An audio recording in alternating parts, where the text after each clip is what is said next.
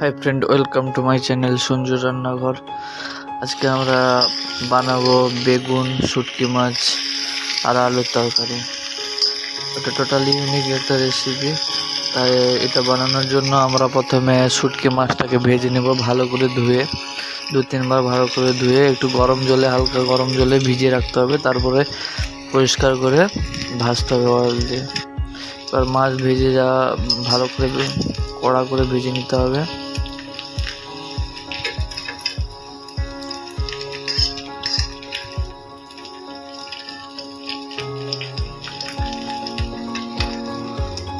মাছ ভেজে নেওয়ার পরে ওই তেলেই আমরা 2টা শুকনো লঙ্কা আর জিরা দিয়ে সাম্বার দেব। এবার জিরা শুকনো লঙ্কা ভাজা হয়ে গেলে এতে আমরা পেঁয়াজ কাটা দিয়ে দেব।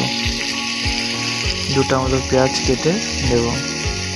তারপরে এটা বেশি ভাজার দরকার নেই, হালকা মোটামুটি ভেজে নেব আমরা। সাথে কাঁচা লঙ্কা, মাঝখান দিয়ে চিড়ে দেওয়া কাঁচা লঙ্কা দিয়ে ভালো করে কুক করব। তাড়াতাড়ি যাতে কুক হয় এই জন্য লবণ দিয়ে দেবো 1 চামচ।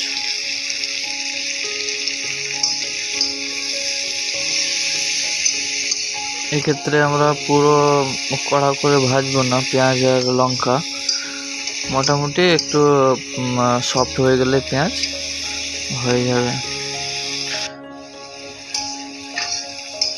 এরকম বেশি কুক করবো না, হালকা কুকের পরে কেটে রাখা বেগুন আর আলু দিয়ে দেবো।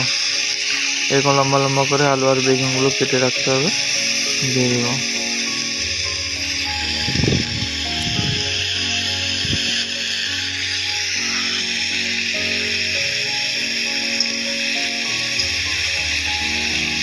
আমার রান্না যদি আপনাদের ভালো লেগে থাকে তো প্লিজ লাইক, কমেন্ট আর আমার চ্যানেল সাবস্ক্রাইব করতে ভুলবেন না। আমার চ্যানেলে ভিজিট করুন, অনেক রকম নতুন রেসিপির সাথে আসবো প্রতি সপ্তাহে ভিডিও নিয়ে। এবার কিছু মশলা অ্যাড করব। এখানে আমরা চিলি পাউডার, হলুদ গুঁড়ো 1 চামচ, 1 চামচ হালকা জিরা পাউডার দিতে পারি, দিয়ে ভালো করে নাড়ব।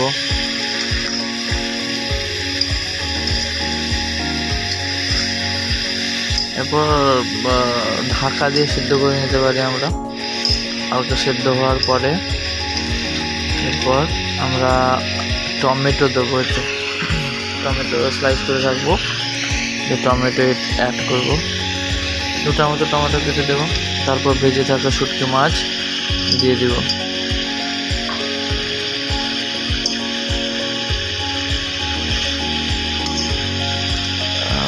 এই রেসিপি আপনারা ট্রাই করুন, অনেক স্বাদ খেতে।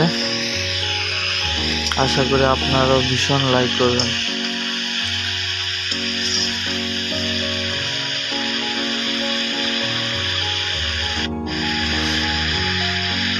এরপর আমরা যাতে ভালো করে সেদ্ধ হয় এই জন্য হালকা জল অ্যাড করব। এটা শুকনো থাকবে তরকারি,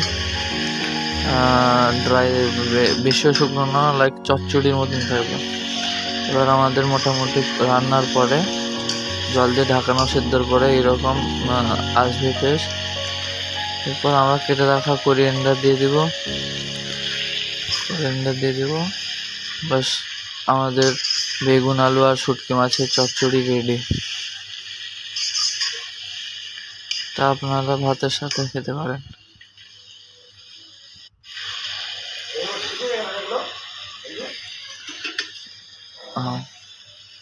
thank you for watching my video.